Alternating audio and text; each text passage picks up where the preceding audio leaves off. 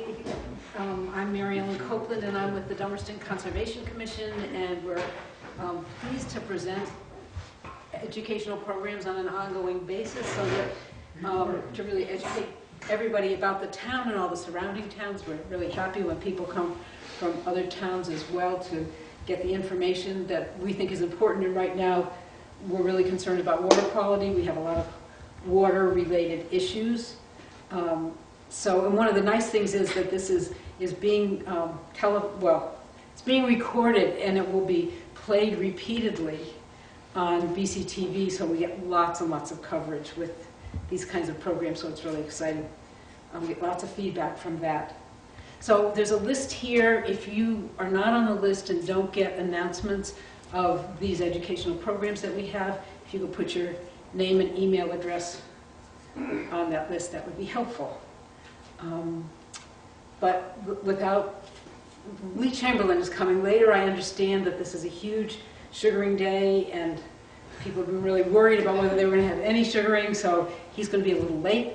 But let me introduce Marie Caduto, who's here with Vermont Environmental Conservation, and is going to lead off and talk to us. And I think we could be pretty informal, and people should ask you questions. We really just want to know what we want to know. Okay. Thank you. All right. Hi.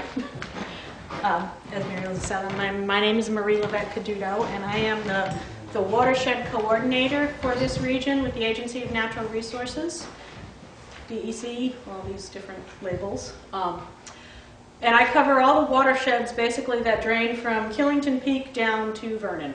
So anything that runs this way, the Deerfield, starts up just below the White River. Is that better? Is that okay? Anything is fine, whatever works. What's best for you, Teresa? Even in the dark is fine. I often feel that way.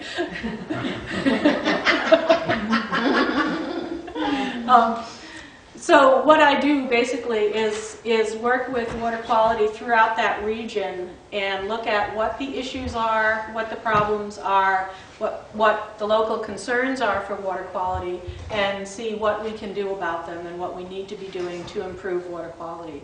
Basically, the two main goals of my job is to improve water that is less than great and protect water that is great. So where we have really good stuff, and I'll talk about that in a bit, what can we do to make sure it stays that way and doesn't get degraded over time?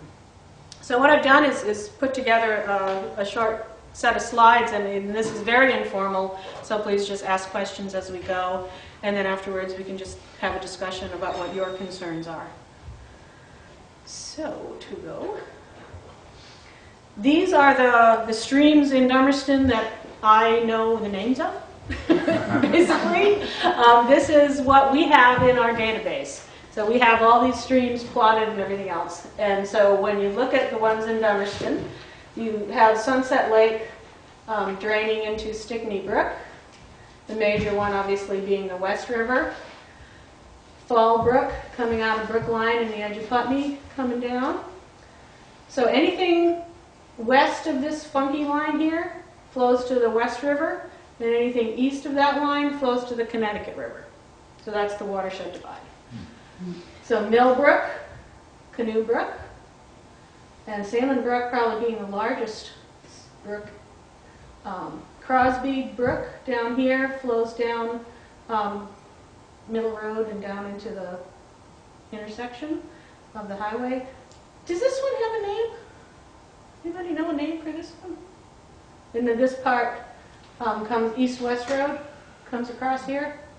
So this one I don't have a name for. So if it's got a name, Mystery Brook. I like that. I can do that. So those are the ones I know about. Those are the major mapped watersheds in Dummerston. And if you know other names, I'm more than happy to add them to the list.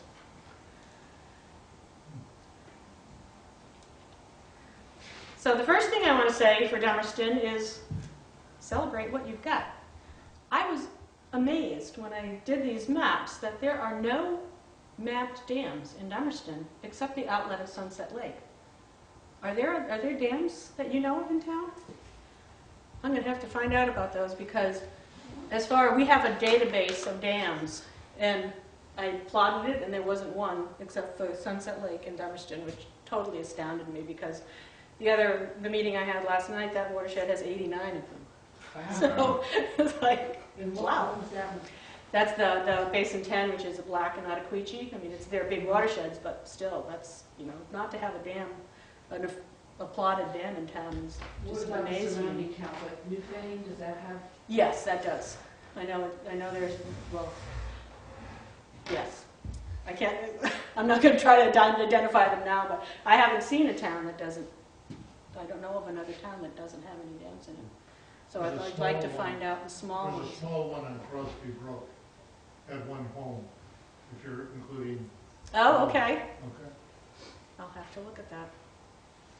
So you have no official impaired waters, and impaired waters are ones that do not meet state water quality standards, another good thing. And you don't even have any waters that are on the questionable list, which is amazing.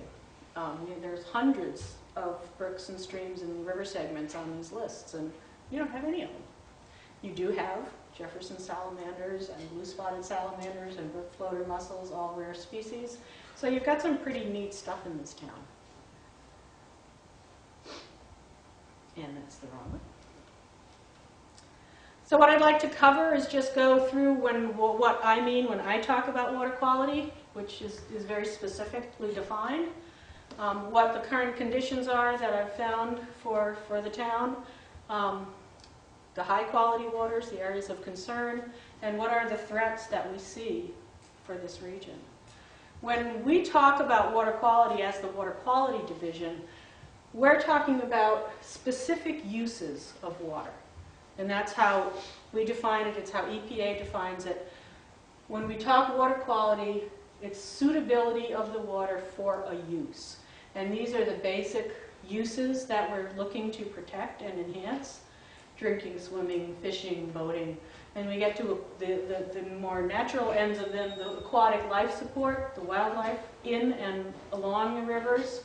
The aesthetic qualities, what does it look like? Does it stink? Those very basic things are the aesthetic qualities. And we protect the uses for agriculture and industry. I mean, we need those uses. We need to make use of our waters for a lot of different reasons, and we protect those as well. So to cover the details of water quality, what we're looking at are the features of the river, not just what's dissolved or suspended in the water. We're looking at the physical aspects of the river. I know Shannon was here to talk about river dynamics, so if you have questions about that, I will answer them as best I can. But I won't go into that because I know you've already had a presentation on it. What are the common pollutants that we're seeing and we have in the region? What's the aquatic habitat and the aquatic life that we look at and we study, and how we judge our water quality based on those. When we monitor water quality, we look at three very different aspects. We look at the physical aspects, the chemical, and the biological. And when I talk about the physical condition and the physical aspects, what we look at is what's the river made up of. On the bottom, is it silt, sand, clay? Is it big boulders or is it cobble? That makes a very big difference to what aquatic life is supported in those habitats. The embeddedness, and we get, this one gets confusing, but you have a rock in the river. Is that rock covered in sediment this deep, or this deep, or this deep? And that makes a very big difference to what critters, again, can live there, because they're dependent on the spaces between the rocks. And if there are no spaces, you have very few critters. Canopy cover, we look at. If I stand in the middle of the river and I go like that, are the treetops up there? Are they over there? Or are they down there? If they're down here, there's no shade. And the water is going to be much warmer than if there's canopy cover shading that whole river. So we look at that as far as part of the physical habitat and the physical quality of the river. And then what plants are there? Are there mosses and algae? What kind are they? Is the algae smothering everything, or is it in balance? So we look at those as well. what we do, part of how we evaluate that is we do what's called a stream geomorphic assessment. And this is a very detailed study of the streams and rivers to look at how the land and the water are playing together. As the water runs through the land, what's happening, where are the erosion sites, why is that eroding, why is this sediment building up here? These studies are very detailed. Excuse me. And they come in different phases. We've been able to do a phase 1 on the West River, the main stem, but only a phase 1, which is kind of a remote sensing map looking at the different features from that scale. Crosby Brook, we've done a phase 1, 2, and a corridor plan. The reason we haven't gone beyond the phase 1 on the West River is because it's a very big river and it would be a very expensive study to do, and we haven't been able to find the money to do it. Crosby Brook I'll talk about in more detail because that is an impaired water. It does not meet water quality standards. And so we've done a full study on that and are actively doing projects to improve the water quality on Crosby Brook. Actually, that picture is Ryan Road. That's a crossing, and this is one of the things that we look at is after the storm, I don't know if the culvert's still there, but this is a problem. This culvert, you're not going to get a lot of fish passage up that stream. So they're going to hit this pool, and that's where they're going to sit because they can't get up that. We don't have those kinds that are going to jump that. So this is an aquatic organism passage problem, having this culvert perched like that.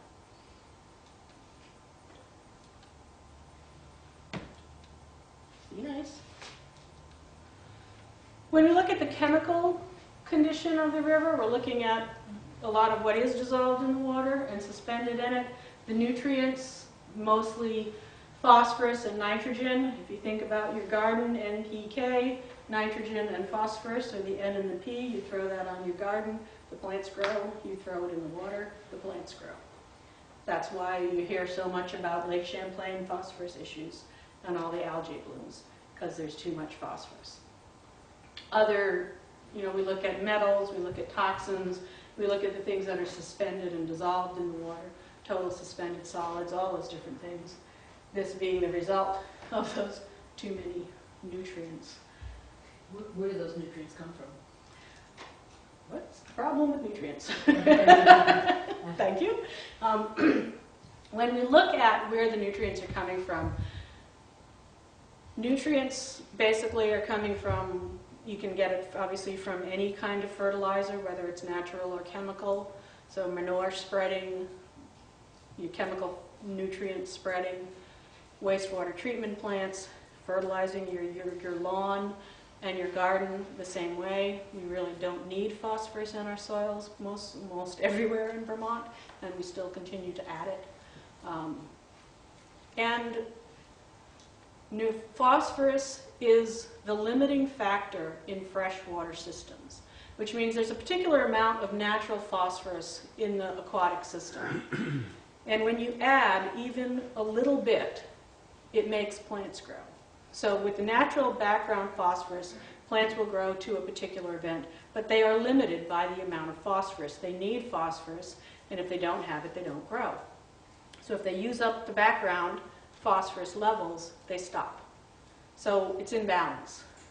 When you add phosphorus, even in small amounts, the algae blooms will happen. And with phosphorus, phosphorus binds to soil particles. So whenever you have an area with a lot of erosion, you're not just dumping sediment, you're also dumping phosphorus, because phosphorus is bound to those soil particles. So when that happens, this is very odd, you get the soil erosion into the stream, you get the phosphorus into the stream, and you get algal blooms. Algae don't live all that long, so they're going to die. They're going to go through their life cycle and they die. And when that happens, the microorganisms, the fungus, all the things that are digesting those plants use up the dissolved oxygen in the water. They breathe just like we do. They use up that oxygen, And that's when you get things like fish kills, you get scummy ponds, you get stinky ponds. So that is all basically the use of phosphorus and the excess of phosphorus in the cycle. So phosphorus is the limiting factor in freshwater systems, but nitrogen is the limiting factor in marine systems. And what that means for Vermont is the Green Mountains west, we have a phosphorus problem in Lake Champlain. The Green Mountains east, all our water goes to the Connecticut River, which dumps out in Long Island Sound, which has the same problem as Lake Champlain, and it's filled with algae, only it's because of the nitrogen rather than the phosphorus, because that's the limiting factor in marine systems. So both nitrogen and phosphorus nutrients have the same effect in the water, but where that water ends up, it makes a difference which one. Where's the nitrogen coming from? Same as the phosphorus. Yep. Excuse me. And then we also look at the biological condition. So when we say that, all the living things in the water, the bacteria, then we look at indicator bacteria, which for Vermont is E. coli, which is a natural part of our existence. It lives in our guts. We can't live without it. However, it indicates other potential pathogens, viruses, bacteria will be, if we have E. coli in the water, there is likely to be those other not so good pathogens. Get back to phosphorus. Are there, water quality standards for the amount of phosphorus? In other words, do we know phosphorus contents in any of our streams? Is that We do. monitored? Is And that I'll monitored? look at that. I have some actual monitoring results. Okay. And I'll talk about the phosphorus levels. And for moving water, we have different levels than for standing water in lakes and ponds.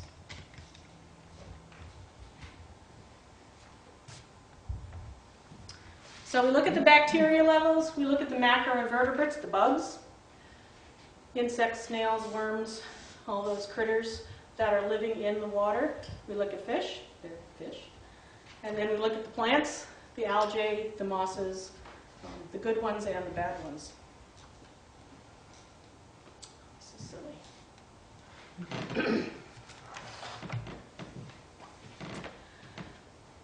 And then we evaluate, we put all that information together to actually evaluate the habitat condition. And that's a conglomeration of physical, chemical, and biological, all that geomorphic information on where there's erosion, where there's not erosion, what are the riparian conditions, are there buffers along the stream, what are the banks like, what is the aquatic condition, what's the bed of the stream like, what is it made up of. All those things ultimately will lead to telling us what the habitat is like. I just need to be reminded of what riparian actually means. Riparian is just the edges. The land we call the riparian zone is the land along the river, along the lake. Okay. The transition point from the edge of the water up to however far it needs to be to create that habitat. Is it replacing what we used to call the floodplain? No, actually they're two different things, and that's a really good question. All right. This is a floodplain. The top of this is horribly eroded bank. So the flat area along the river, and whether or not FEMA says it's a floodplain or not, if it's flat and it's next to the river, it's a floodplain. The river has been there at some point. The riparian area, in this case, it basically it's this whole region, because whatever is happening through this region is impacting the water. And the less there is along that riparian edge, the more erosion you're going to have. The less habitat you're going to have, the less shading you're going to have. And I'll talk about buffers in a little later. When we look at it, I refer to it as the 4 Bs. We look at the buffers, the banks, the bed, and the bugs. And you kind of put that together. It's an easy way to remember kind of just how we look at the whole river and evaluate that.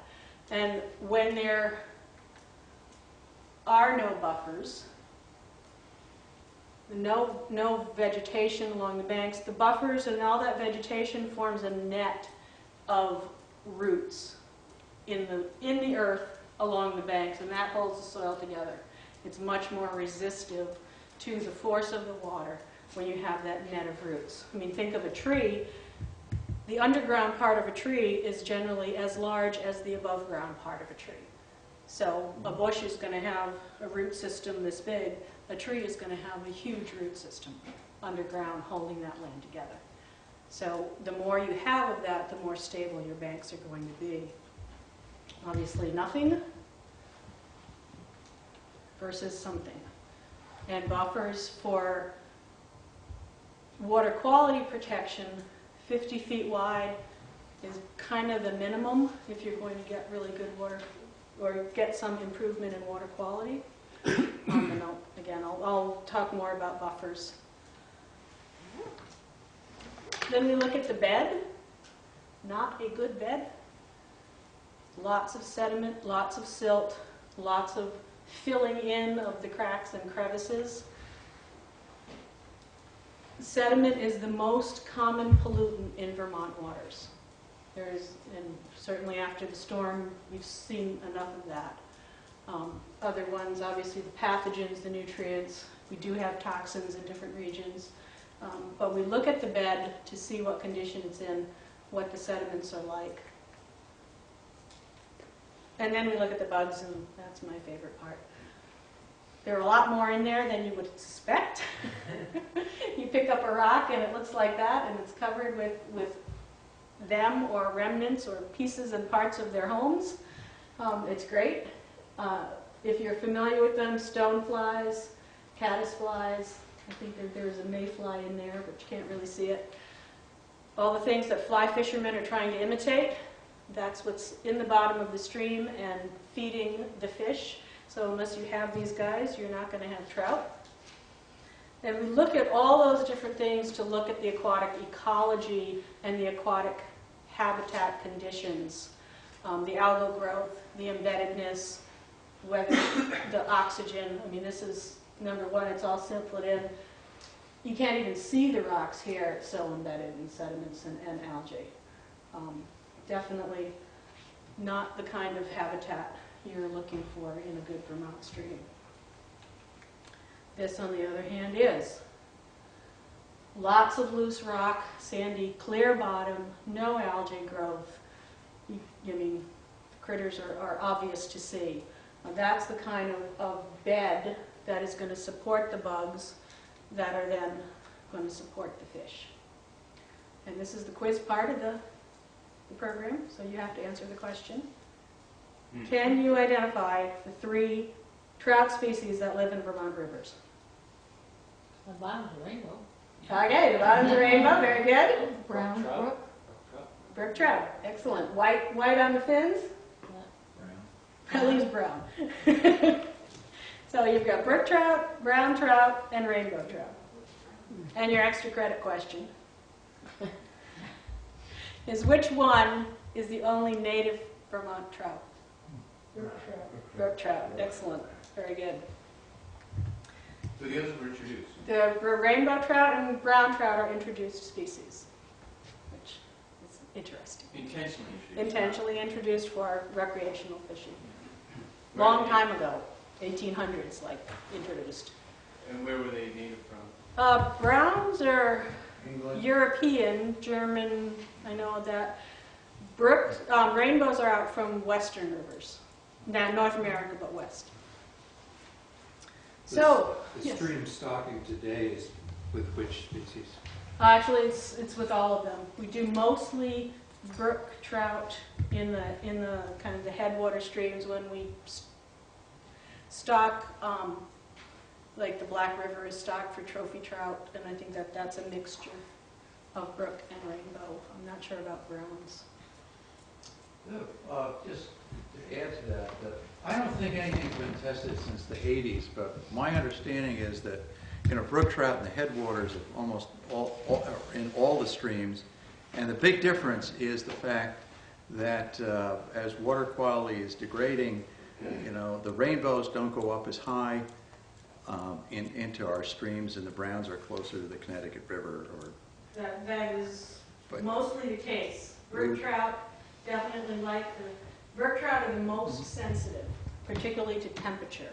So when they hit the West River or the Connecticut River, it's too hot for them. So you'll find them in the smaller streams and the smaller rivers where there is good canopy cover, where there's a lot of places for them to go in to find cool water. If the water does get hot, they can go up small tributaries and find cooler water. They're the most sensitive. Rainbows are more tolerant, and I believe browns are the most tolerant. And that's why you see them in different habitats. What I'm going to show you, the data that I have for Dummerston, this is last year's data. If you're familiar with the Southeastern Vermont Watershed Alliance, they do the volunteer monitoring on the West River and the tributaries and the Whetstone Brook and the Saxtons and the Williams Rivers. So they're all over the place, which is great, and they have a long history of getting excellent data. So this is their last summer's data. I just took the 3 sites coming into, in, and below Dummerston. So they monitor at the Brookline Bridge, at the covered bridge, and then behind the Brattleboro Professional Center. I know what his Tom and Sal is. Not there anymore, unfortunately. And this says way too much, but I'm going to go through it. So this is their data for those 3 sites for last summer. And when you look at the nitrogen, so the first column is nitrogen, the level that you're looking for is not to exceed 5. So we're doing good. I mean, way lower than 5. So as You far don't mean 0.5, you mean 5. I mean 5, Okay. 5.0, not 0.5, 5.0. So we're in good shape as far as nitrogen goes. Total phosphorus. When you look at phosphorus, the state doesn't actually have a specific number for the water quality standard for phosphorus because it's such a tricky thing. And it says not above background levels, which doesn't tell you a whole lot. However, things like Mallett's Bay and Lake Champlain have numbers like 40. For flowing water for around here, 10. If you're pushing 10, you're getting a little bit up there in phosphorus. So when you look at these numbers, we got 11, 12, 42, 15, 21. So we are up there on the phosphorus. However, these are just pushing it, most of these. This here, rain, 48 hours of rain. If you think about what's going to be washing off the land, not only is soil and erosion going to be happening during heavy rainstorms, anything that's been spread on the land is going to be running off into the water. So you expect high levels of these things after rainstorms. But wouldn't the nitrogen be high at the same time then? Not necessarily, because nitrogen doesn't bind to soil particles. Nitrogen has more of a tendency to go down into the soil versus phosphorus, which tends to bind to the soil particles and then get run off. So that's kind of the difference. Nitrogen tends to travel downward more. So it's actually, if you have a shallow well, nitrogen is more the issue for you to be concerned about. Yes? So the numbers that are highest for phosphorus are the West 13, the West 13 DUP. What accounts for that 42? Because there's no comment on the right It's side. actually the same date. It was the 8th, the 17th. They took duplicate samples. Oh, okay. Just to verify their own work. So that actually does, it sounds like it's a big difference, but they're both high. So that was the same day. This one says drizzle. So there was a little bit going on here, but not a whole lot. So that's a little more of a concern. And this one, again, was the same day with persistent rain. Turbidity is how clear and cloudy the water is. And you see the same thing, the limit is 10. And so we're no problem here. Even on the rainy days, it was okay. The bacteria, on the other hand, on those rainy days was a nightmare. That should be, Vermont standard is 77, which is the lowest in the country. The EPA standard is 235. 500 is not good. Oh. Not a good thing. When you get up over, 300, 350 and stuff like that, you want to be concerned. What's the date on that? That is August 17th, after 2 days of rain. So that's, there's runoff, there are bacteria sources that are reaching the water in rainstorms. So you don't think that's swimming? Oh, it's not from swimming. It's not from swimming? No, definitely not. We haven't found that to be a problem. Bacteria, because they're used to living at 98.6, don't tend to survive in the water that long. They can survive in sediments for a little while, but they don't really just hang out and live in cold water. So it's not going to be persistent. So if you have these things and they're consistent over time, so we take all these numbers, so we need at least 5 samples from a monitoring site for it to be statistically usable information. And we basically take a funky average of those to look at what is kind of the consistent number for this particular spot on the river. And if it's high regularly and that average is high, then we know there are unnatural sources somehow contributing to that high level of bacteria. What do you mean by unnatural? They're coming from they're coming from failing septic systems, or they're coming from agricultural manure spreading, or there's a wastewater issue coming from somewhere.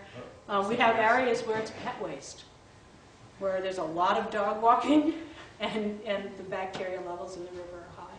Why is there such a difference between the Brookline Bridge and the Dummerston Bridge on that? On the Well, when you went back to the E. coli, yeah. that's a good question, and we're trying to figure that out. We haven't figured out well, if you think about the Brookline Bridge and where it is, there's a lot of agriculture There's a lot right of there. There's a lot of farmland farm. there, There's a lot of farm. There's a lot of horse activity. Yeah. So that's probably it's likely that is Mm-hmm. a major source there. Okay. Yeah, I can see that. Now you answered my question. Okay.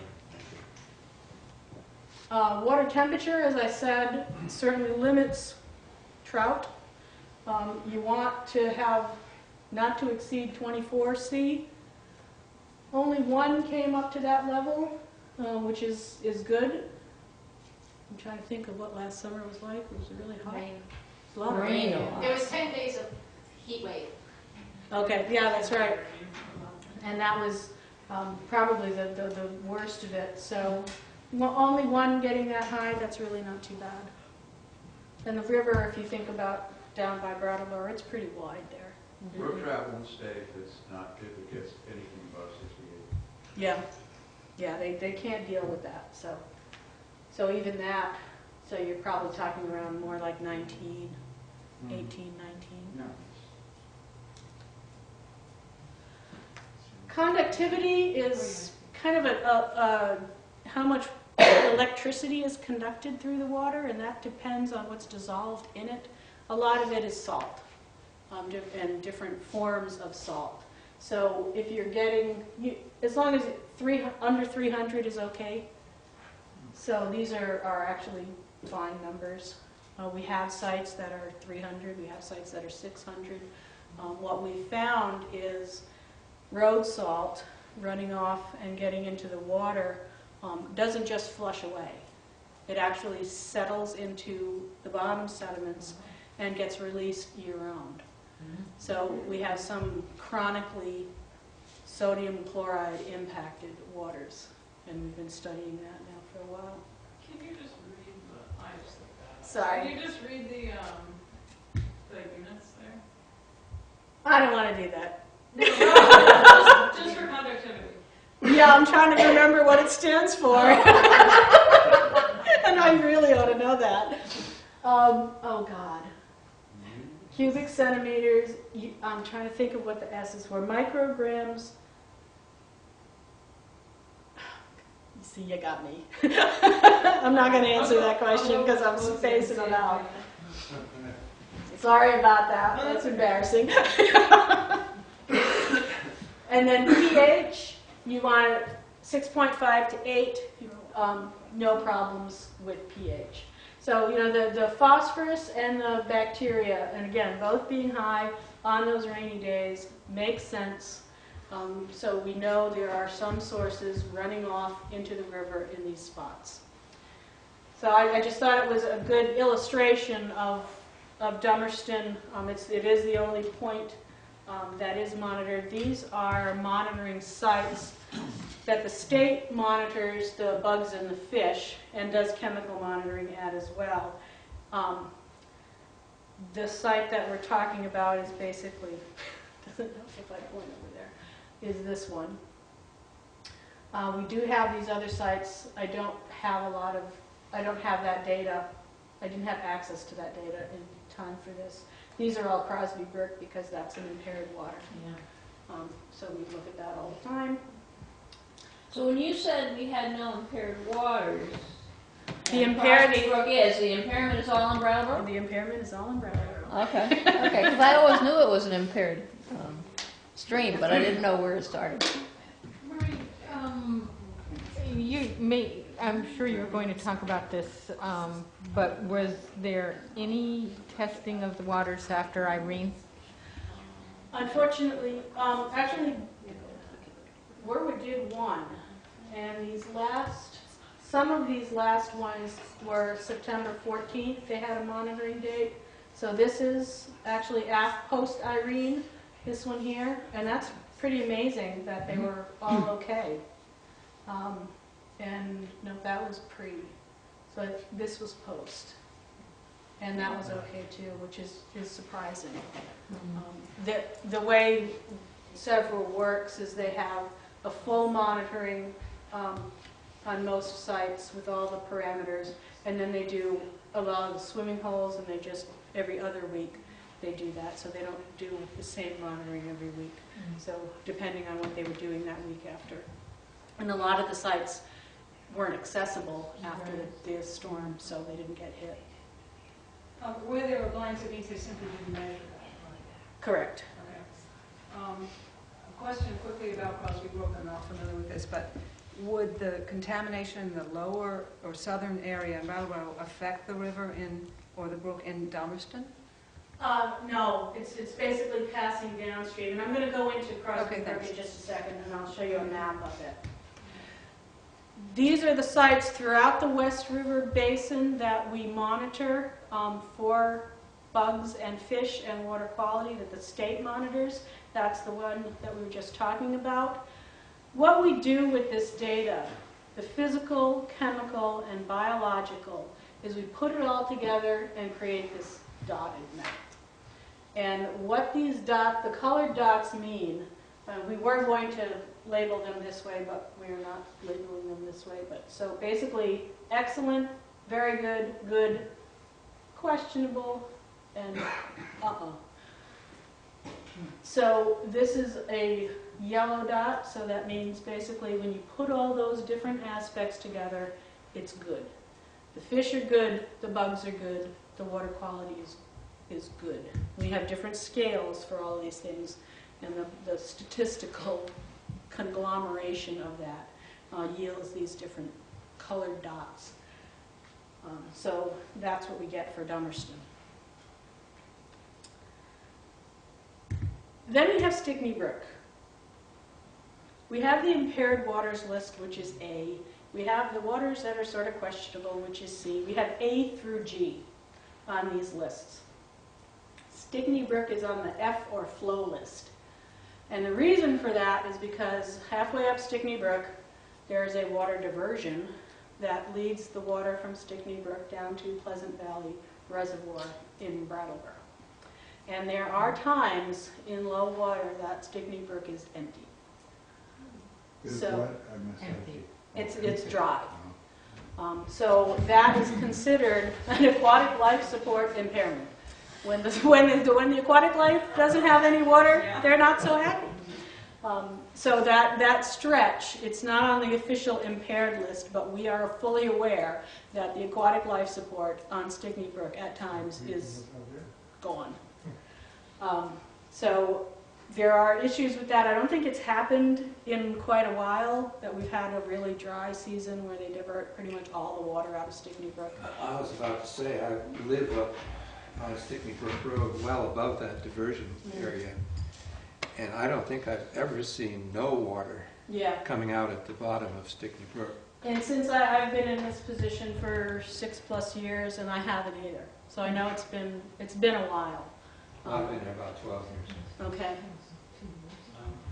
I understand that when that agreement was put in place for Dummerston to draw water, Brattleboro to draw water from Dummerston, that they were limited to half the flow of the brook.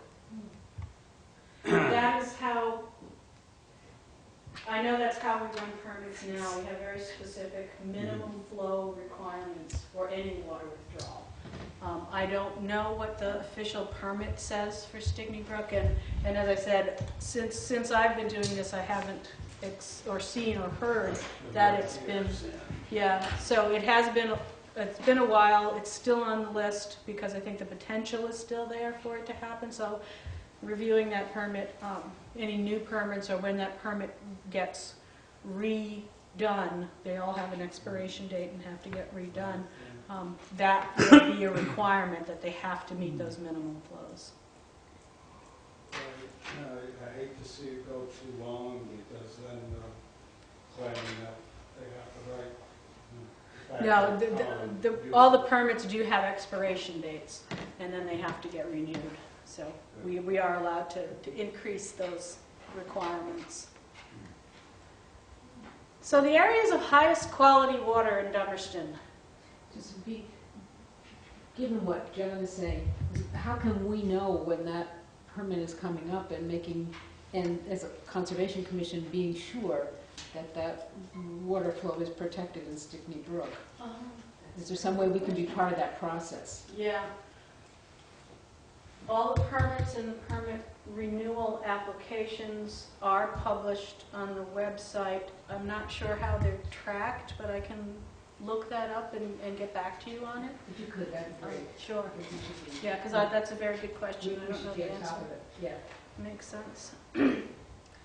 As far as highest quality waters in Dummerston, I'd love to know from you what you think those are. Because, we can't monitor every brook, even though volunteer groups can't monitor every brook and know every brook.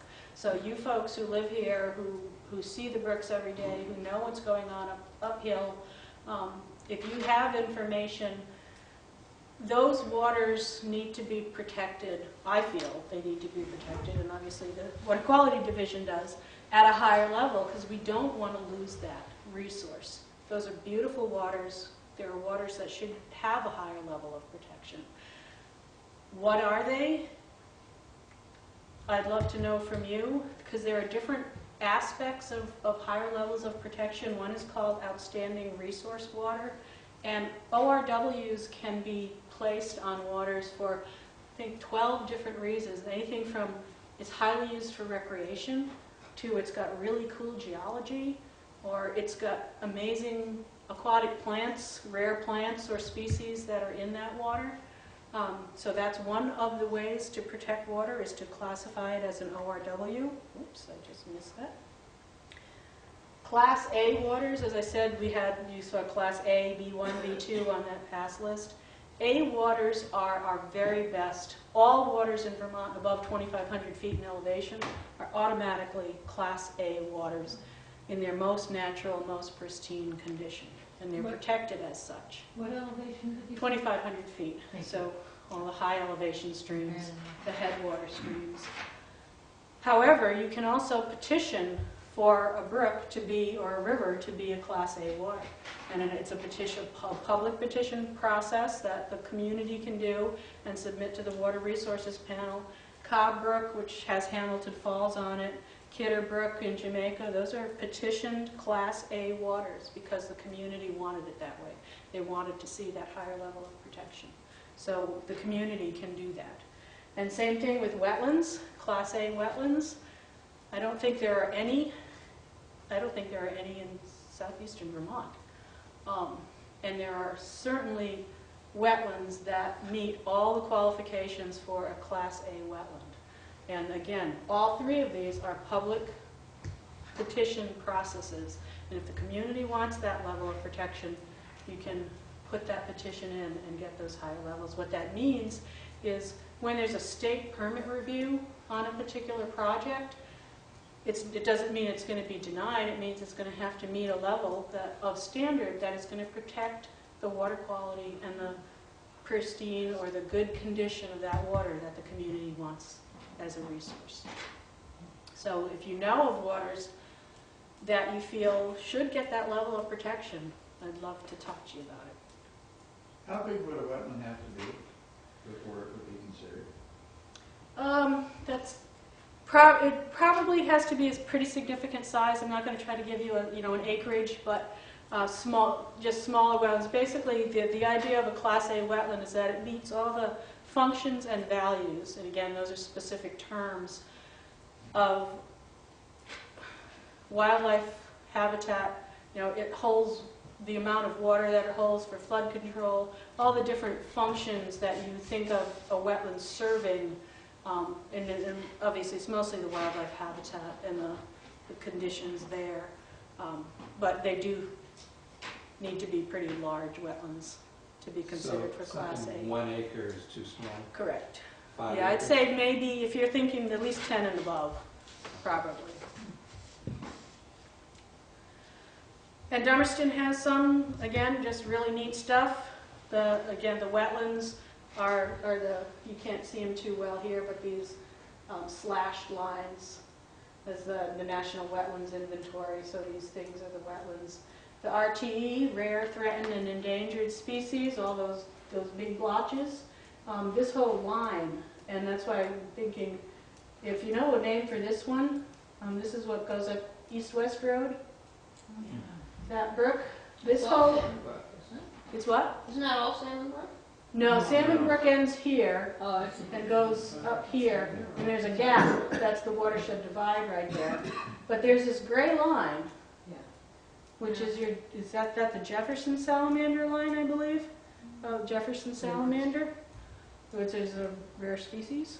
And if anything, when I think of protection at a higher level, you've got this whole corridor for these rare salamanders. It would be a great area for higher level of protection, in my view. And then the Class A waters, these thick lines here, again, that's the drinking water supply. We have Class A1 waters, which are the natural and pristine. We have Class A2 waters, which is waters that feed drinking water supplies. The areas of concern, when I look at all this data, physical, chemical, biological, what's going on, the special flood hazard area, and then I'll talk about Crosby Brook. When we look at those floodplains, the special flood hazard area, that's what that means. And the encroachment on that, the stability of those soils and the banks, and the amount of erosion. This is the special flood hazard area map.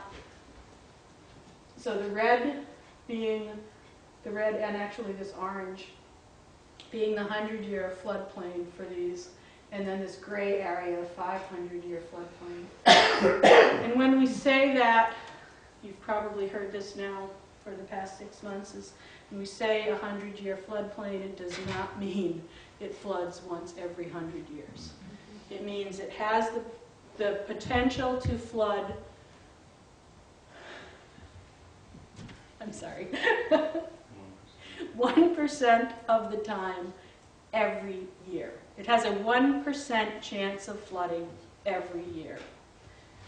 500-year floodplain has a 0.2% chance of flooding every year. So it doesn't mean it's only going to flood once every 100 years. Try to tell worked up people that. Yeah, it's not easy to do. So you've got a number of them. This is all floodplain, Crosby Brook up here, floodplain. You've got some down here. All along these sections of the Connecticut. Salmon Brook is big enough to be concerned about. The other brooks, just because they're not mapped and shown in a color does not mean they're not going to flood. And if your house is sitting 5 feet outside of that orange line, it doesn't mean it's not going to flood. And that's a very difficult concept for people to get because they, I don't want to have to buy flood insurance, so I'm going to make sure my house is not mapped in the floodplain. And that's fine. However, it doesn't mean you're not going to flood. And I think hopefully people have somewhat learned that over the past 6 months. So it's a concern. The reason I put it on this list is there's a concern with how much development, how much encroachment within that floodplain you see happening. You certainly see it along the west. I'm not as familiar with salmon. I know certainly there are areas of Crosby Brook where it's an issue. Along the Connecticut, it's certainly a problem. So though that issue of encroachment and the amount of erosion, certainly along the Connecticut River, there are areas of the west. The west is actually in pretty good shape. And I certainly know Salmon Brook has some erosion problems. So those are certainly concerns that should be paid attention to in the future. This is Crosby Brook. So Crosby starts up here in Dummerston. This is the south branch, and this is the main branch, and it continues up. So this is the section down here that is considered impaired. That's, through the Putney Road development area is the impaired section. Crosby Brook is impaired for sediment, the amount of sediment that's getting into the brook. What's likely to happen is in the next round, and I keep trying to put them off, but the next round of monitoring is coming. And in that, it is quite likely, if things don't improve, that Crosby Brook is going to be impaired for stormwater, because that's really the issue. It's all the stormwater that's bringing sediment into the brook. When that happens, if a water is impaired for stormwater, a whole level of regulation kicks in from EPA. We don't want that. So we have been working very hard over the past 5, 6, 7 years to get the sediment out of Crosby Brook. We've done a number of very intense projects down through here. We're doing another one this summer behind Bickford's. That's all going to be regraded and planted. We've done a lot of work and spent quite a lot of money on trying to rehabilitate Crosby Brook. So the monitoring sites are all over the place, and there are 2 in Dummerston, right over the border, basically behind the Leader Leader Distribution Center there. This is Pepsi right here, so right behind there. And then up here, this is Middle Road that comes up through here. So that's a crossing of Middle Road. Isn't there some wetlands in there too behind Yeah, they're down, farther down. Yeah, okay. This is above the wetlands. This is, I believe, below the wetlands. Yeah. So those are the 2 Dummerston monitoring sites. And this is what the report has said of the Dummerston area. This is the macroinvertebrate, the bug studies. And so this is the downstream one, this is the upstream one, and these are where they are. So those are the crossings. So the bug study is saying that this site ranks fair to good. The upstream one is very good. So there are already impacts in Dummerston. So it's not just for I'm not sure what you're saying. So when you look at these numbers, the density is how many individual bugs came out of that sample. And every bug is counted and every bug is identified. And so this site had almost 2,000, and then this one they sampled twice, once 2 years in a row, and the numbers were lower and significantly lower. The richness means how many different kinds of bugs. So down here, Better or worse? Is more better or more in the density, it's better to be high, and in the richness, it's better to be high. So they had 49 different species here and only 30-ish up here. And they're not very far away. They're only 0.3 miles away from each other. But the dates on these are almost 10 years ago, 8, 9 years ago. Right. Uh-huh. Let me get back to that. And then the EPT is a statistic that we look at: mayflies, stoneflies, caddisflies. Those 3 species are the most sensitive to water quality problems. So if they're not there, then you know there's something going on. And we need to figure out what we attribute that problem to. So up here it's 23, and down here it's 10 lower than that. And that's a significant difference for these statistics. And then when we looked at the fish, it wasn't as bad. They don't have numbers from the upstream site, but these both, for the fish, they ranked very well. So there's something going on that's impacting the bugs, but not necessarily impacting the fish, which is good. That's, at least one of them's okay. So basically, it's just coming through that well. From Middle Road down to back of the water. Yeah, when we look at these sites, we pick comparable sites that have the same types of conditions. These are all done in riffles, where the water's bubbling over the rocks, because that's where the most critters are going to be found. So even below the wetland, it was a good riffle habitat. So what we're looking at here is, the point I want to make is there are issues already before you hit the Brattleboro line. And when you look at things like the Ryan Road crossing, and there are certainly sediment when you're going up Middle Road, there are back road erosion issues going on. I worked with the town a number of years ago, and the road crew put together a capital budget plan for looking and planning for culvert replacements. I'm not sure how far that has been carried out, but so they did that study, and we got them grant funding to do that, to look at it, and so they can see in their regular annual road budget how to plan for culvert replacements and back road erosion problems that need to be addressed. Could you tell us what's happened with that? Do you know anything about the culvert situation?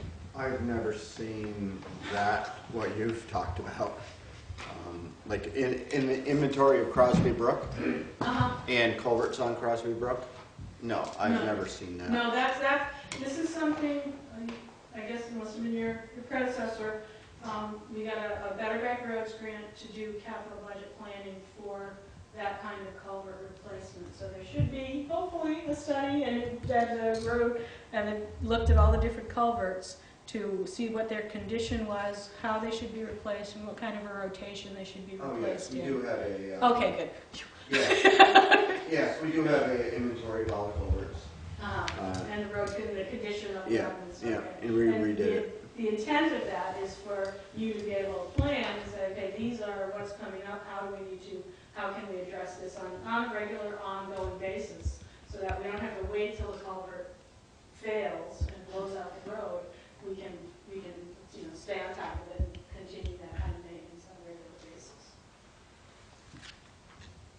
Impacts, threats, pollution sources. The ones that we have of note are, again, Stickney Brook, because of that flow issue, which is impacting the aquatic habitat and what lives there. Obviously, the aesthetics are impacted by not having water. Contact and secondary contact recreation. Swimming is contact, and fishing and boating are secondary contact. We're not totally submerged, but those flow issues are impacting all of those. The West River, basically from the mouth up 12 miles, again, secondary contact information, recreation, high summer temperatures, and it stresses the aquatic community, loss of riparian vegetation, and the fluctuations based on the Townsend Dam operations, which has improved over the years. And the Rock River, from the mouth 7.5 miles upstream, again, aquatic habitat, secondary contact recreation, basically from a lot of sediment and temperature issues. And this information is from a number of years ago. So this isn't something that's been done in the past 6 months. And thermal modification due to flood repair, this is right out of the document. Yeah. Channelization, stream bank erosion, loss of riparian vegetation. Is that since Irene? Is that what that is? No, that's pre-Irene. This is all this is pre-Irene. So because there's definitely a different kind of channelization issues that have been. Right. But evidently, Irene wasn't the first time. And do you know where that channelization was, Marie? Was it in the same spot there between the covered bridge and the Green Iron Bridge, if you know where I'm referring to? I do. I don't know for sure what this is referring to. So, but when we look at the river, and we do have a stream geomorphic assessment on the rocks, so I could look up where it is. But there is, 75% of our rivers have been channelized or moved or whatever in some way. So 75%? Yeah, have been managed and manipulated and armored and all that stuff. So You mean 3/4 of our rivers have had some channelization? Yeah. Or do you mean 75% of the river length? No, of Vermont's rivers, of all our rivers, 75% have been through that. They've been channelized or armored or dug out or dredged or however. That's Somewhere along that river. Yeah, but 75% of the river. That's a lot of river. So just back to this Rock River, West River, since Irene, if this has been a threat prior to Irene, there isn't a day when I drive over that Route 30 bridge where the confluence of the Rock and the West, and you can see the sediment, just the color change. And I'm wondering if you're going to address if there's anything we can do. They're still working in the streams. I know. For those of us in water quality, it's been a frustrating 6 months. Yes. And at this point, anything going on in the river, any channelization work, any reconstruction work, has to have a permit. The emergency set of orders that didn't need a permit, done and gone. So any work that's happening should be permitted, and they should be working with the stream engineers to design that project and to have very strict limits on what can and can't be done. There is still work to be done, projects that didn't get finished, roads that are still, in bad shape, but a lot of the repairs that are in place are still considered emergency repairs, and people are going to have to go back and do the final repair work. So there's still more of it to come. I understand that the Rock River, I don't think it's flown clear since Irene. And you know where we are, we see it every day. Yeah, and I'll just say it's probably not going to get better for a while, because there is more work to do. And I'm not sure what the status is on, the whole upstream of Williamsville. There's still stuff going on, and there's still stuff to be done, and I have been in contact with the engineers, and they are fully aware of what's going on and working with the road crews on it. So that's all I can tell you. I mean, there's still more to come, and it's unfortunate, but it's not done yet. Where's the Rock River past South Newfane? Does that go up the Auger Hole Road, or does it go up the Dover Road there? the Rock River. As it comes down through South Newfane, if you were to keep going back upstream, which way does it go? Dover Road. Yeah. Dover The main Road? The stem south goes branch to goes Dover. Auger Right. Hole. Auger Hill is something else. Yeah, it's a This tributary. tributary. Okay. Marie, when you say work in a stream needs a permit, what size stream? Or specific name streams or No, what? pretty much all of them now. Everything. So, a couple of years ago, the legislature passed in what's called Act 110, and that took the limit down to basically streams of very small watersheds are regulated now. So, it used to be you had to have a watershed of 10 square miles or larger, and that's not the case anymore. So, small streams do require permits at this point. So if there's stuff going on, we don't have eyes and ears everywhere. But you can call up and say, this is going on, this is how we're coming. So, yes, Irene has been a challenge. So I just wanted to go quickly through buffers and riparian areas and why they are so important. And I know Dummerston has done a lot of work on this stuff, so I won't spend a lot of time on it, but I did want to touch on it. And all the benefits of that, and I think it really shows up in events like this. The shoreline stability that those root systems make, and the larger trees in particular, really do make a difference. Although we had so much erosion in places that a lot of trees went down, and a lot of the issues we had were because of log jams. The reason we had most of the log jams is because our infrastructure is too small to pass the amount of stuff that comes down a river and is stored. The healthy aquatic ecology issue, the filtration of runoff, when you have that buffer area, whether it's even only a few feet wide to the wider the better, all that sediment or those pollutants that are running off the land get trapped in that buffer, so it doesn't reach the water. The flood damage control can be very significant. Ice jams, trees along and you really notice it along farm fields where they have buffers, they don't end up with trees all over their fields because the buffer trees keep the ice in the river and in the river channel and away from the field, so they don't have to be clearing that stuff out all the time. Wildlife habitat corridors, it's a huge benefit there.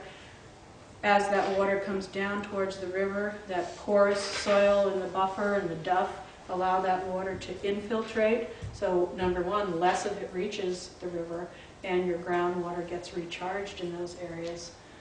You've got aesthetic and property value increases there because of those buffers. Properties that are buffered tend to have higher property values than those that are not, which is counterintuitive in some areas. So you can have that kind of shoreline stability or that kind of shoreline stability. The filtration runoff is very significant. It keeps sediments, nutrients, pathogens, and other pollutants out of the water because they get trapped in that buffer area. Flood damage control, as I said, keeping debris in the river, hitting all those trees, those shrubs, it slows the water down. When the water does get out of the river channel, it's passing through that buffer, it's traveling at a decreased velocity, and it's the velocity that causes a lot of issues and problems. The wildlife corridors, if you have a 50-foot buffer, these are the kind of species that will be able to inhabit that buffer. The wider the better, the more types of species you're going to get. Can we talk for a minute about the state regulations for buffers? Sure. I think, at our last meeting when we talked about flood control, several of us were speaking it to the presenter after it, and I think we were I'd always assumed that there was some kind of buffer regulation, and that if I decided to build a house 8 feet from a stream bank, that somehow there would be a buffer. And of course the answer is no. The only buffer it appears to have is a 50-foot buffer for septic systems. Are there other requirements are there any other buffer requirements that are enshrined in law? The only jurisdiction the state has over buffers is if a property is under Act 250 jurisdiction. That's it. So, and Act 250 requires a 50 to 100 foot buffer on any property on Act 250. For physical, For anything, yeah. They have to stay 50 feet back. Parking lots, buildings, all those things. That's it. That's all the state jurisdiction is. There are setbacks for septic systems, so basically they don't get washed away. There are legislators who have been working for years to get buffer legislation passed, and it has failed every year because there's not enough public support for it. We've been, some people have recommended that individual communities increase the septic system buffer at least to 75 feet, and I was told that Montpelier did it. And of course, that's a tough discussion. It usually lasts about 32 seconds, and that's the end of it, no matter what it is. But I see no reason at all why the state doesn't provide, some guidance to communities and at least encourage us to increase the buffers for septic systems to 75 feet. Well, I mean, obviously we can allow for some... And all those are local zoning issues. And I totally agree with you that there should be... Well, why doesn't A&R provide some guidance to let communities know that if they want to protect their waterways and so forth, that we have the authority to write our own regulations, and we can move those septic systems back at least another 25 feet. Yeah, and you can.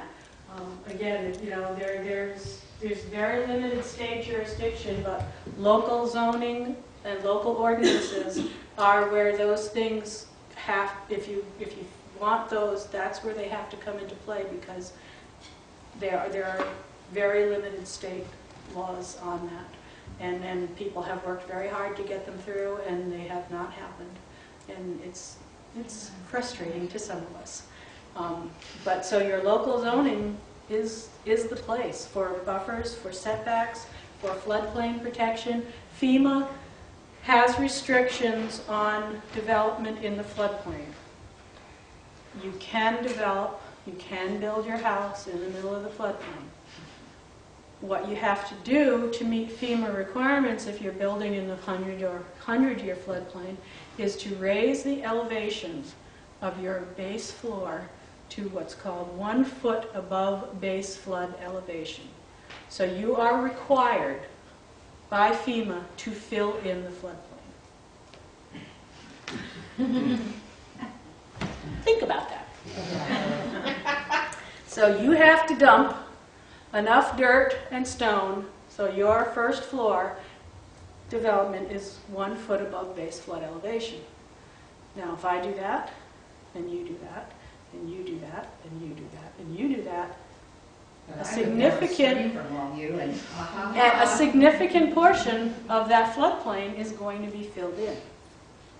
And that water that would take up that space now has to go somewhere else. And her house, that's been there for 200 years and has never gotten flooded, now gets water in it because that water's got to go somewhere else. And that has happened quite a lot. I mean, you hear people talking all the time right now. It's like, my house has never been underwater. I've never had a problem. Even in the highest waters, we've never gotten flooded. Well, now you get flooded because a lot of that floodplain storage area is gone. It's all been encroached on. It's all been filled in. So FEMA makes sure you do that. It's an easy time to pick on FEMA, I'm sorry. When you get to corridors and buffers that are 300 feet wide, that's where you're going to have your real wildlife, your large mammals being able to use those corridors to connect fragmented habitat. So bears, moose, deer they need that kind of protection. They're not going to walk through a 25-foot buffer to connect one part of the habitat to the other. It's too small for them. They're too exposed. So they don't use those. They need wide corridors.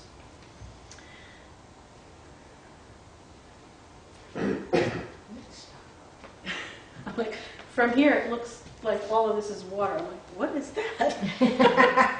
If you look at this shot, it's hard to tell in this light, but I put this in because this is Woodstock, West Woodstock, Ottaquechee River, and I don't know if you can see it, but there's a shadow line all the way out here. This is a wide stretch of river, and the shadow line from the trees are way over here.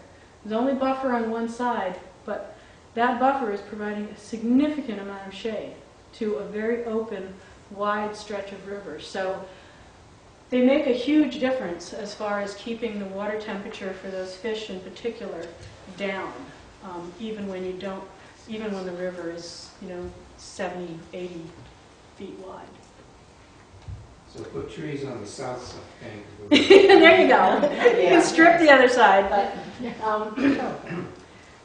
so just to emphasize, basically, buffers are probably our most effective and most inexpensive way to improve water quality. You don't have to do anything. You just have to let it alone, and it will ultimately, eventually develop into a vegetated buffer. So I like this one. It's laid properly. So that was it for me. So if you have... Lee Chamberlain is here, the highway commissioner. Inventory that she had mentioned, we do have that. We did 2 years ago, we went around and re-updated it. Every time we put a culvert, we change it out in the inventory, so when we replace them. There are approximately 600 culverts under the roads in town. And 600 in Dummerston? yeah. And we are responsible also for the first driveway culvert of, which is in the right-of-way on driveways. People have to put them in initially, and then we take care of them and we replace them. So there's probably around 700. So that's in addition? Yes, that's in addition. 700? Yes. Yeah, there's probably around 700 culverts. Yep. Now we have to put in, the smallest culvert we can put in is 18-inch. You'll notice a lot of them are 12-inch, 14, but now we use 18 is the minimum. Even for driveway culverts? Yes. Yep. Mine needs replacing. They have to be pretty bad on driveways before we find the time and the money to do it. But we will put it on the list. All right, just a couple things. On the 18-inch culvert, just the price is about $10 a foot. On 3-foot culvert, it's around $24 a foot for that. So with a $9,000 budget for culverts, it's definitely, when we do the inventory, we actually rate them. Good, of course, is good. Fair is replaced within the next 5 years, and poor is as soon as we can. We actually probably have like 30 on the poor list that we have to replace now. There's also, we have a structures inventory that we go by, and that's a structure is a culvert over 3 feet, and it can be up to even, we consider the covered bridge, green iron bridge, but there's actually 42 of those in town. And we actually have they're ranked, we inspect them every year, and rank them as far as replacement, and we also have a list for those. And an estimate for replacing the top 14 is it's about $1.5 million. Just the 14 structures? Yeah, the 14 structures, and they can be as little as 4 feet to as big as 16 feet wide. We do have to get hydraulic studies on those. On the hydraulic study, it'll recommend, of course, a open bottom for the fish. That little brook that you were talking about on East-West Road, what comes off from Quarry Road, we have a hydraulic study on that one. Right now it's a 6-foot boiler tube. Yeah. And we've actually had Ken Cox down there to do the fish and all that.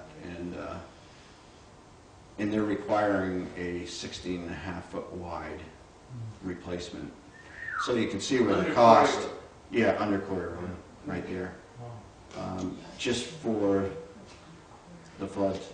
And is that somebody from the state or? Yes, yes, the state will come down and do that. So that's within the state's budget, we're not paying them to do that, or? Right, Okay. right. But we have to pay for it. Yeah. It's 6 feet now, and they want to go to 16? Yes, Is that right? yes. And they look at flood banks. You know, they do not want the stream, like she says. You know, they want it to be able to flow without any interruptions. Every time you narrow it up, builds velocity, blows out the other side. So they would like it just to flow naturally down through. Yep. And you put one in this summer on State Yes. Brook, right? Yes. What size was that? It was required 6 feet wide. They give you a cubic foot, you know, measurement, but we actually went 8 foot wide because the cost wasn't going to increase that much, and we could keep the water flowing through the center of it while we were doing it. So this is twice as big as that? Oh yeah, I mean, yeah. twice as wide, This is going to be quite a project. And so will that be a culvert? Arch Metal culvert. arch?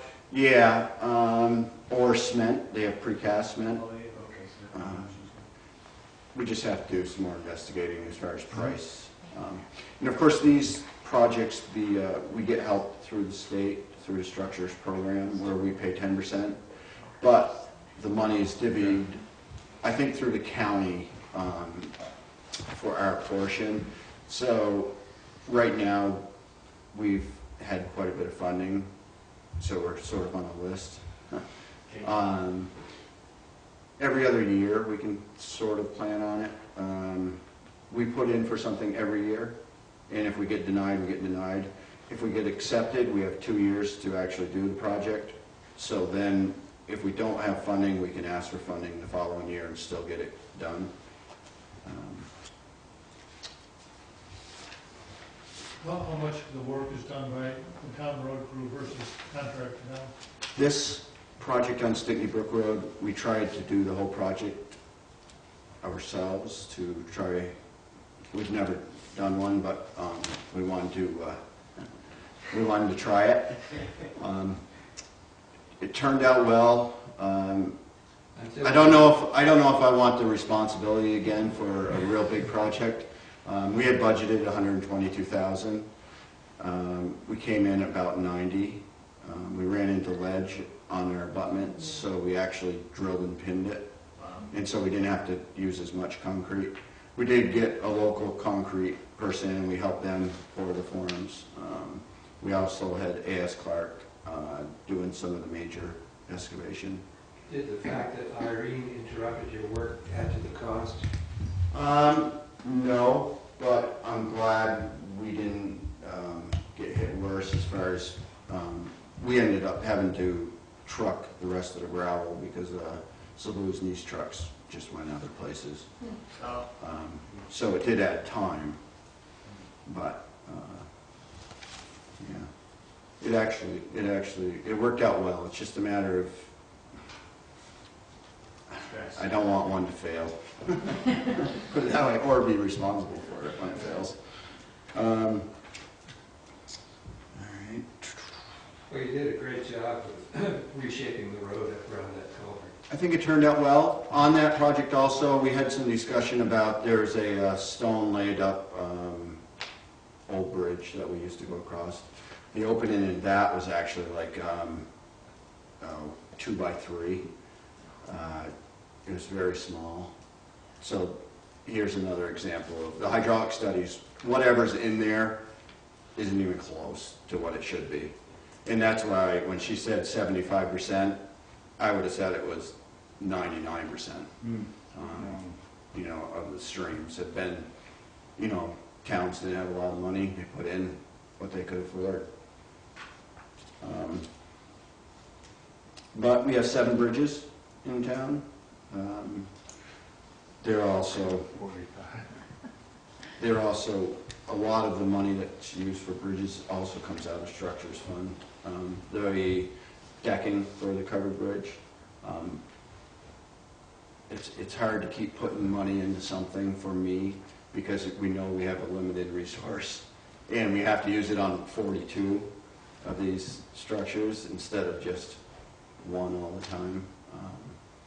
But for the wing walls for the covered bridge, they did find some alternative funding, hopefully. So,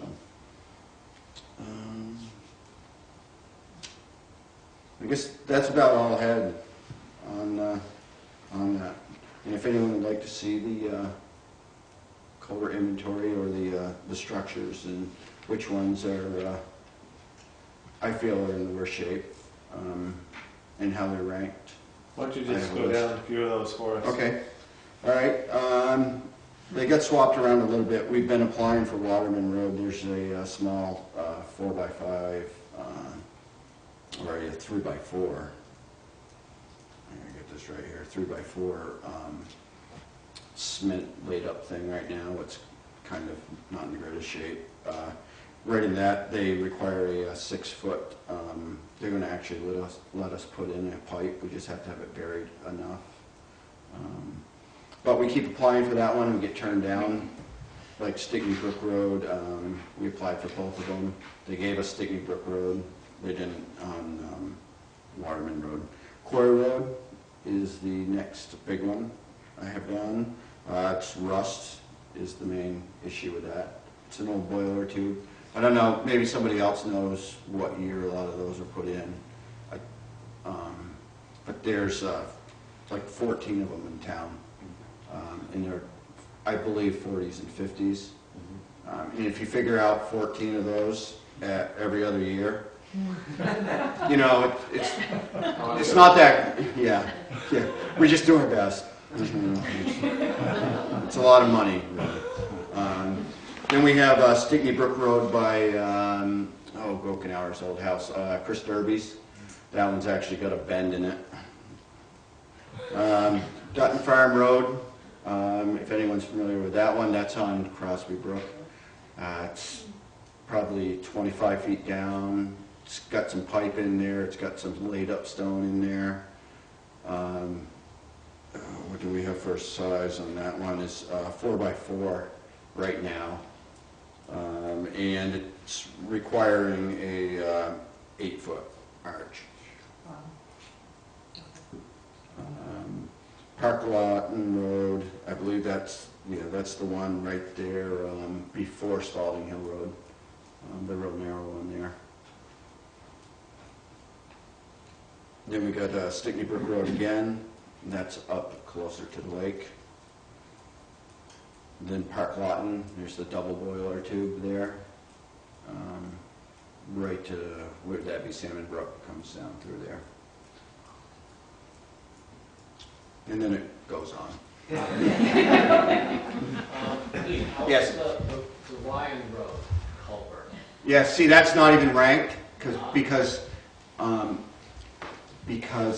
it is in okay shape as far as the road.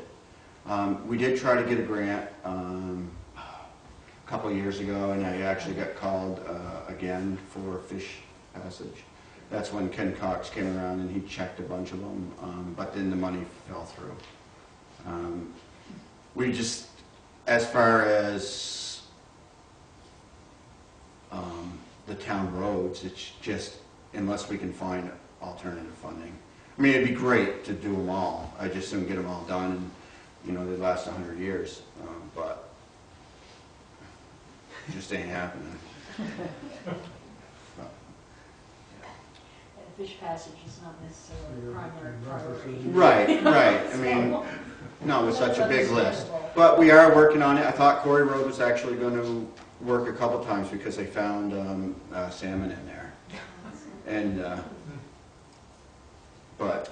And when you do replace them, you try to replace them to the standard so that their fish passage is possible. We have to. You're required to. Yeah, we have to. they'll come down and they'll tell us exactly how they want it done. Is there some kind of small fish ladder that would work there on that Ryan Road culvert that you pictured? Some of the retrofit things that has been done is, you know, that one's a little bit high for this, but I know up East-West Road, I've looked at with some fisheries folks, where you can build like kind of little pool steps using stone, basically, so the fish can get up a smaller incline and hang out in a pool, and then another little smaller incline. And Ryan Road, I mean, that's a significant drop, so I don't know if it would work there. But on other ones that are perched somewhat less, and up East-West Road, we've looked at some up there, that would work for. Didn't they say the pool has to be like twice the height of what they can jump? Yeah. Or something to that. Yeah. They use the force of the water coming down to get themselves up, and it's complicated physics.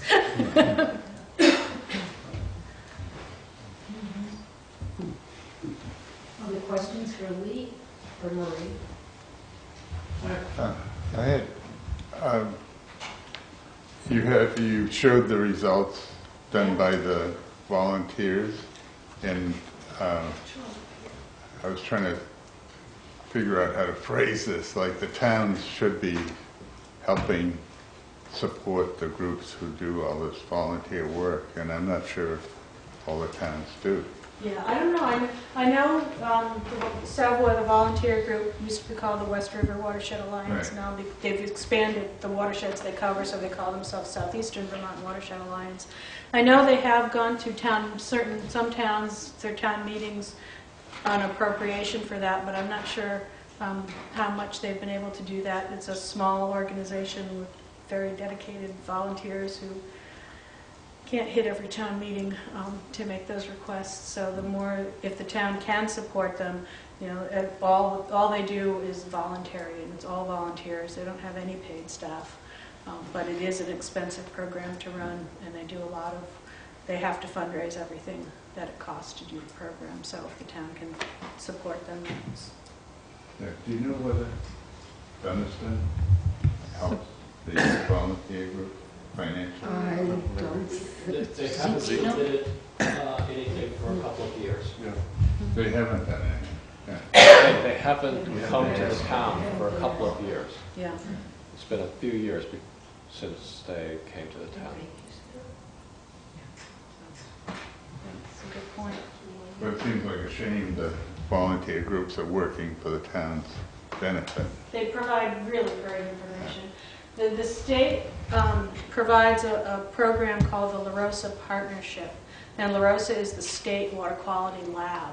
So all the volunteer groups who are willing to coordinate the programs, to get the volunteers on the ground, and to do the water sampling, the state actually covers the cost and runs all the water quality testing. So all those results that you just saw, all the volunteers get those samples and get them to the lab, and the state lab actually runs the tests. And that's why it's so valuable to the state, because there's no way we monitor a watershed if we get to stick to the rotation once every 5 years, because we have to cover the whole state. The volunteer groups cover all the rivers and the tributaries and the small streams every other week all summer long. There's no way the state could possibly do that. We don't have the capacity. So these programs, and because the volunteers are very well trained, they have to be trained before they participate. They have to get the samples to the labs in a very specific amount of time, which from down here is a challenge. But they're run, and they're all quality control. That's why there was duplicate samples. So we can use that data, officially use that data. And that's huge for us. There's no way we could monitor that kind of extent of our waterways. So these programs are really valuable. So any support that they can get is appreciated, I'm sure, not just by them, but by the state as well. Marie, I don't want to belabor this point, but I am so worried about the health of the river, the embeddedness, the silt, the erosion that took place after Irene, I'm wondering if there's an idea of how many years it's going to take the river to recover. The banks are going to be eroding with every single rain, and whether the equipment is out of the rivers in the next week or the next month, the rains themselves are going to bring that silt down.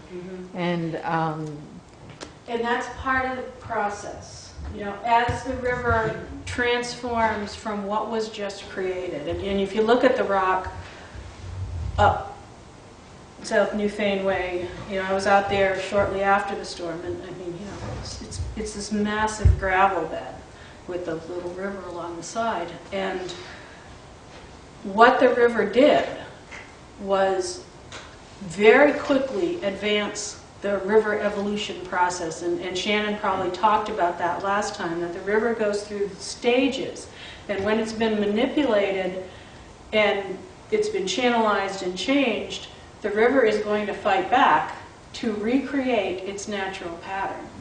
And it did it in a big way in 2 days.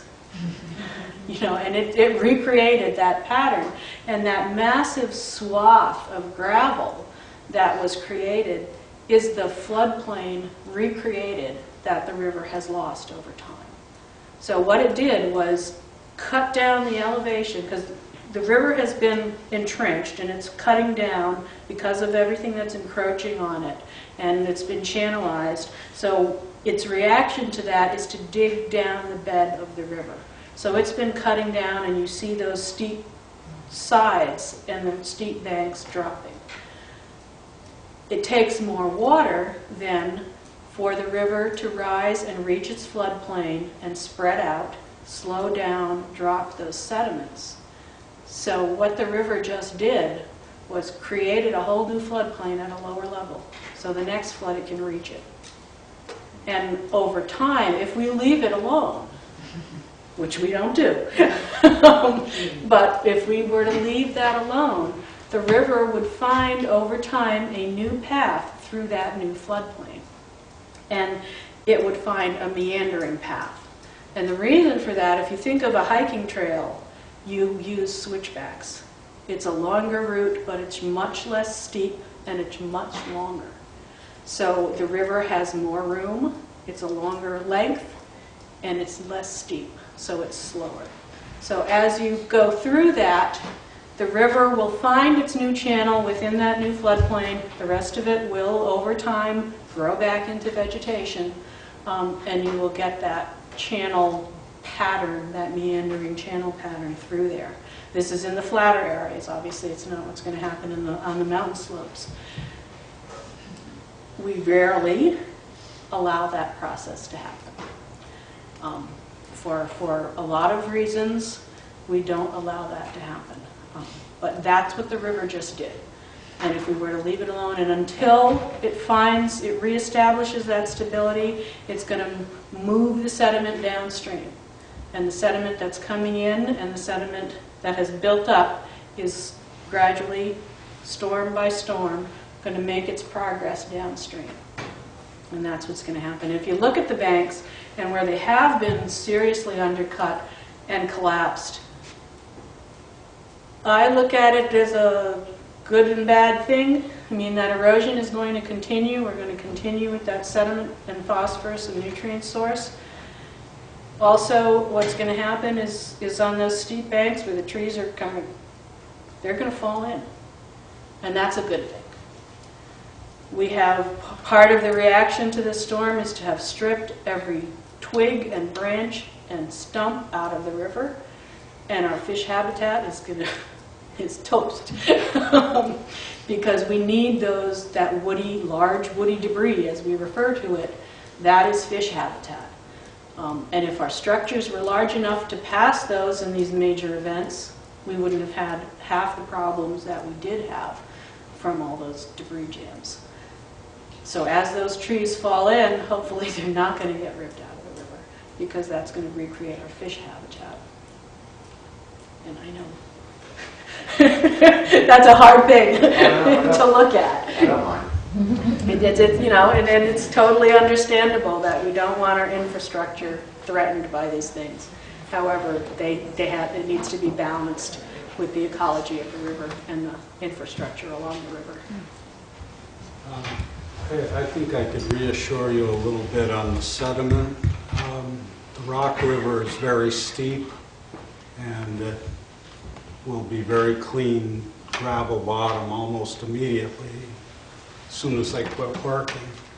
The sediment is actually ending up in the retreat meadows. And the retreat meadows is going to end up being a stagnant pool because the channel into it is filling in. You got just about enough water to get a canoe through there. That's the slack water from the Vernon Dam, and as the water coming down the river slows, it drops the sediment there. So that's where they have but the Rock River has been through this 3 times in my lifetime, and within a couple of years, it's back to what it was. That picture I had of the tadpoles on the White Rock, that's the rock. That was the Rock River. That was in there. It's very, very steep and it flushes out. Yeah, which is a really good thing. There are, I think, 3 natural clay banks up through there that have been sliding for as long as I can remember. And they just, periodically slump down into the river, and that clay causes a lot of that milky discoloration. And that's semi-natural. It may be exacerbated by people on the other side filling, who knows, but I predict that things will be fairly normal up there within a couple of years.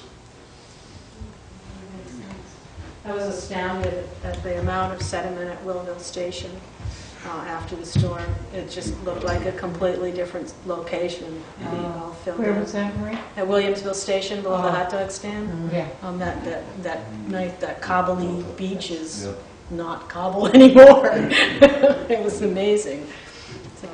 What's the status of the fish in the Rock River? Do they all get swept I out? can't speak to the rock in particular. I know that after the storm, we were so hard hit down here that staff didn't have time in doing flood response work to go monitor that kind of stuff as well. They did a little farther north in one of the areas that got hard hit up towards the Northeast Kingdom, so they had time to go out and do some fish shocking and population monitoring. And what they found was actually really encouraging, because the river had gotten trashed by the storm. And what they found was the population numbers, the overall numbers of fish were really low. But the species were all still represented, which was a really good sign. So they should be able to rebound. And what they found in other flood storms is it can take 1 to 3 years-ish for the populations to bounce back. But as long as they're all represented and you haven't lost species, they tend to come back. So that was encouraging. That's the only one that I know of and I can speak to. I know it's getting late. Thank you for coming out tonight.